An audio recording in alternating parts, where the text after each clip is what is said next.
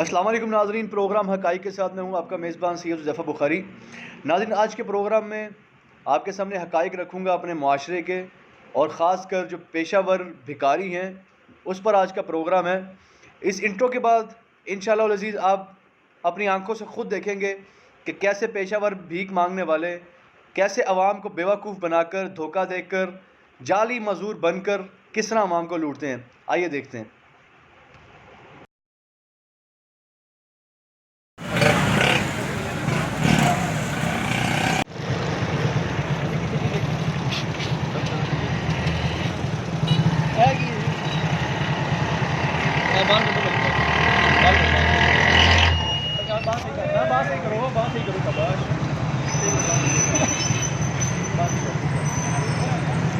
बड़ी देर में बात कर रहे हैं, ड्रामा कर रहे हैं।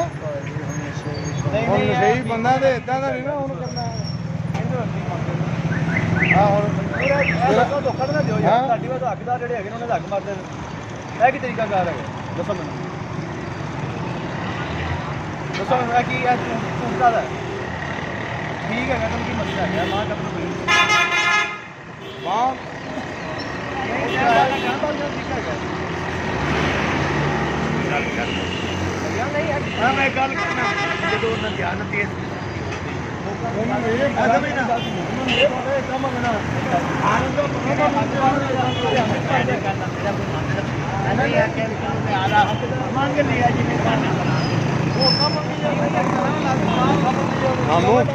मामू टीके लाए ना लेकिन ला भी दुनिया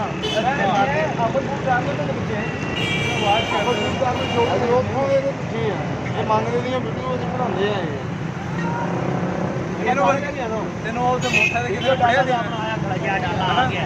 ਆਓ ਮੇਰੀ ਮਾਂ ਬੜੀ ਸੀ ਡਾਲਾ ਤੇ ਮੈਂ ਫੋਨ ਕੀਤਾ ਸਰ ਨਹੀਂ ਆ ਨਾਲੇ ਤੈਨੂੰ ਬਿਲਕੁਲ ਠੀਕ ਹੈ ਜਿੰਨਾ ਦਾ ਕਰਦਾ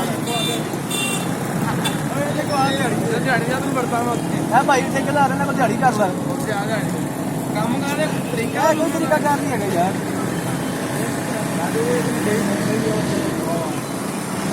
क्यों ठीक है मजा तुम क्यों मजबूर बने कितने ले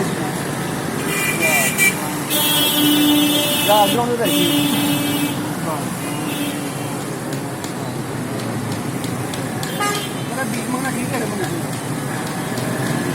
तुम पता साढ़े कानून के मुताबिक जुर्म है मंगना। पाकिस्तान के कानून के मुताबिक सही भी अगर बीस मंगन लगे सही मजदूर भी हो तभी जुर्म है।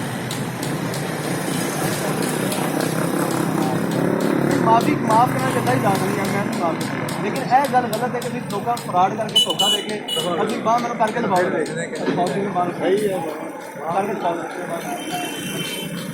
बनाओ जरा वीडियो भाई इधर कमीज चुप होंगी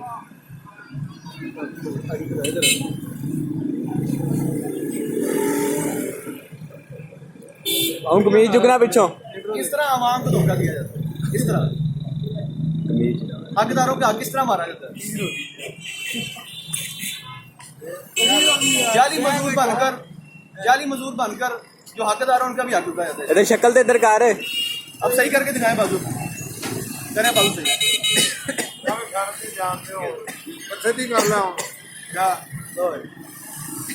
भाई इस तरह नहीं करते ठीक है। मेहनत मजदूरी करती है जो सारों को देता ना उस नाम से मांगते लोगों से नहीं मांगते, वो सारों को देता है उसके बदले दफा करो लोग कुछ नहीं देते, अल्लाह देने वाला है। ठीक है मेरा भाई मांगना नहीं ठीक है।